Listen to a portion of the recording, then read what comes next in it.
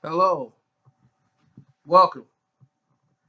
It's your boy Karceno here, and I decided today to break my silence on the Serena Williams situation at the US Open 2018. And the reason I decided to break my silence is because I did something that the rest of the people in the world don't seem to do. Went back and watched the match in its entirety. I did my research on this situation. I want it to be clear and precise when I make this statement. First off, I want to say congratulations to Naomi Osaka, the first ever Haitian Japanese player to win a Grand Slam in tennis. The first Japanese person to ever do it, male or female. Congratulations to her. They kind of omit the fact that, you could tell by looking at her, but yeah, she's Haitian. Her father is Haitian. He blacker than the tires on my car. And of course, they weren't going to feature him as he was walking around nervously. But I'm quite sure when she won, he was trying to get out there, and they probably told him, "You stay right here." They probably tied him down somewhere. The cameras was not focused on him; it was only on her Asian family. He trying to get out there. Woo, woo, woo! That's my daughter. Hey, wait till the commercial, sir. Are we on commercial break? Okay, you can go out there and hug your daughter. There was no way they were trying to let the world see him.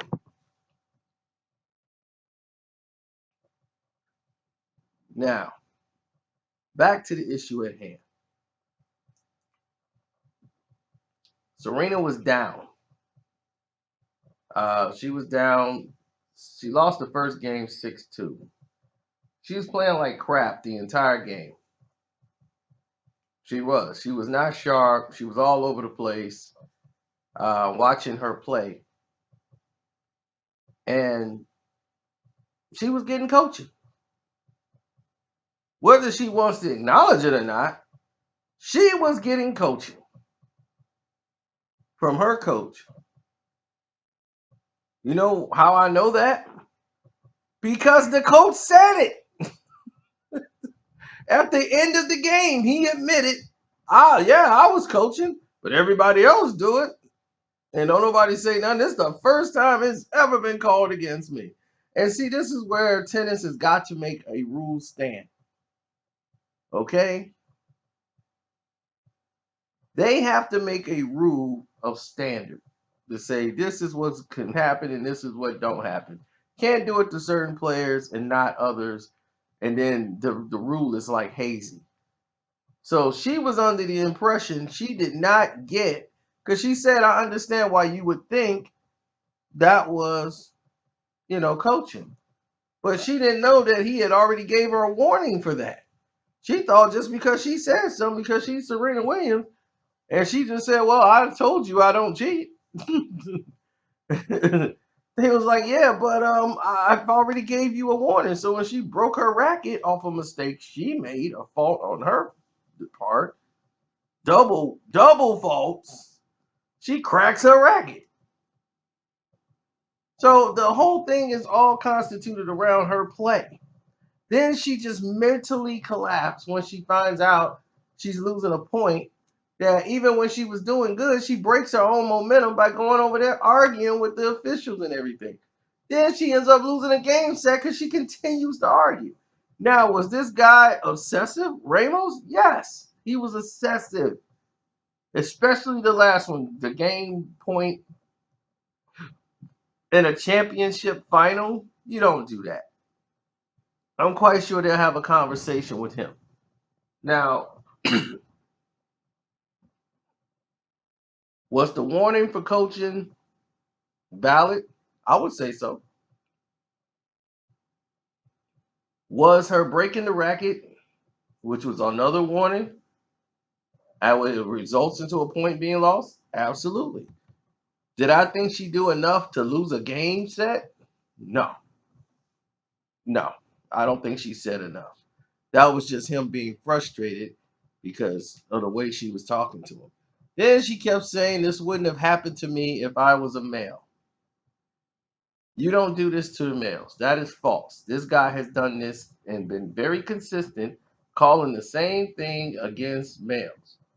This guy, Ramos, he is very consistently just strict, and this is the way he works.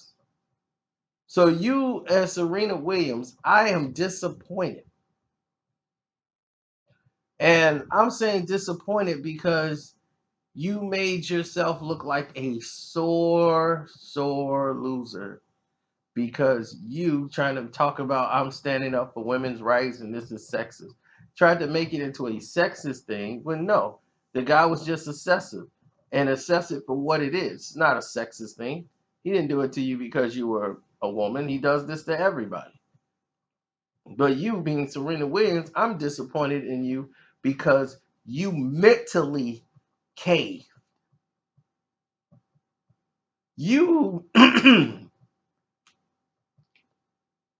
you let the pressure break you.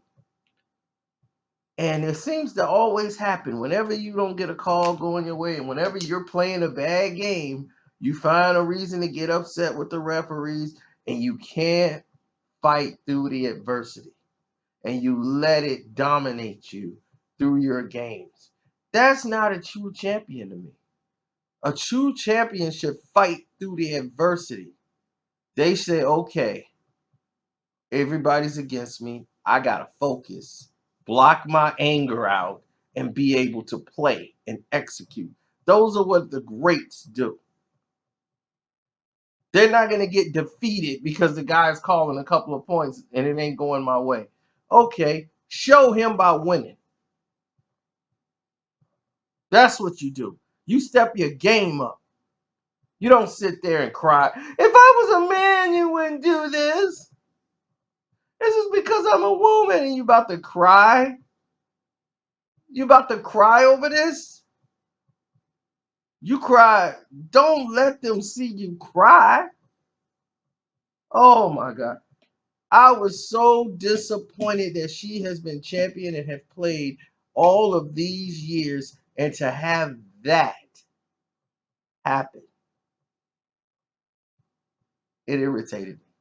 Because you, as a black woman, knowing you're in a racist dominated sport where they don't want a black person winning anything in tennis, no, they don't want that at all.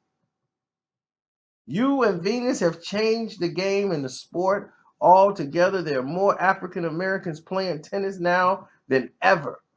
More people of color, Hispanics, more like we saw now, Japanese. She was her fan in Serena Williams. You've inspired these women. Now they're growing up, they're 20 years old, and they're playing against you in the finals. They're inspired by you and Venus. Two of y'all in the doubles, y'all win Olympic gold against the world. Two girls from Compton taking on the world and winning gold easy in the doubles. So you know what you up against. If something could even look like it's coaching, don't give them the satisfaction. If something look like I'm finna throw my racket down on the floor, they might take a point. Don't give them the satisfaction. You gotta know you are in a fight, a lifelong battle that you didn't sign up for. You gotta know it, embrace it. You defeat them by winning. They don't want you to win. Win. I mean, you gotta understand this. This what breaks my heart when I see that. It's like I can't believe you would take the cop out and say, because I'm a woman. No, don't do that. This guy is naturally bad. But here's the thing. They're going to have to make a ruling on this. Your coach said he was coaching. He admitted he was coaching, whether you were listening to him or not. He said he was coaching. So now he put your whole story in a spin because they interviewed him right when the game was over, and he said he was coaching.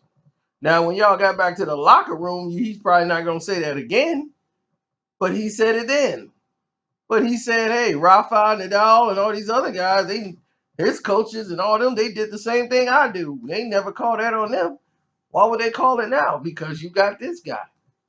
He's called that against men before.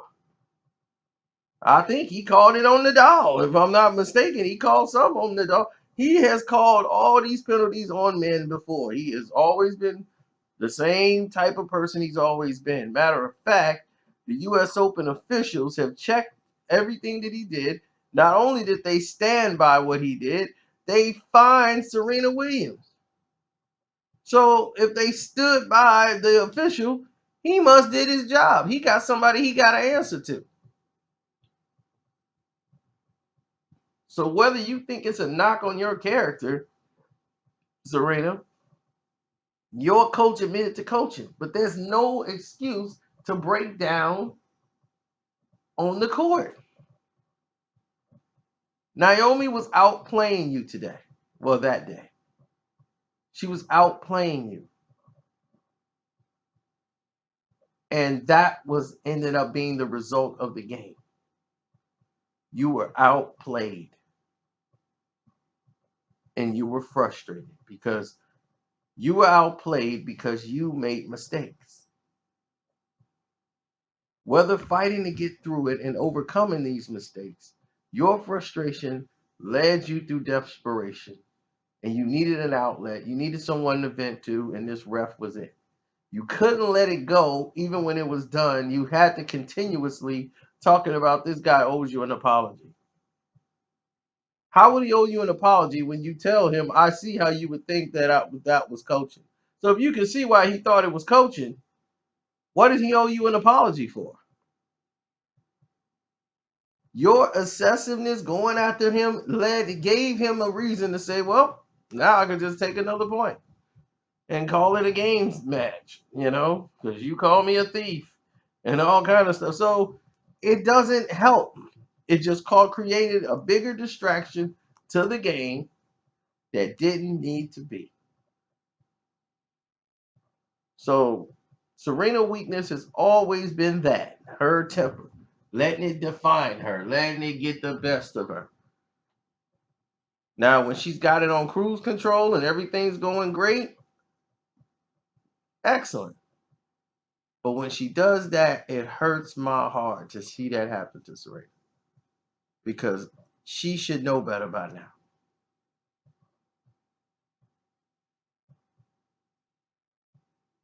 What this game has shown you, you should know what you're up against every time you step on that court. You show them by winning. You answer adversity with execution. That's how winners do it. We don't let outside distractions break us. You handle what's on that court and the opponent in front of you. Handle what you're supposed to be doing. Not the other way around. So no, I'm not coming to bring no pity party for Serena Williams and pat her on the back. No, not letting her get away with that. Y'all can do that. I won't. Anyway, you like what you heard, click the link in the description box, leave a donation, show your appreciation to your boy Karceno, man, and I'm out.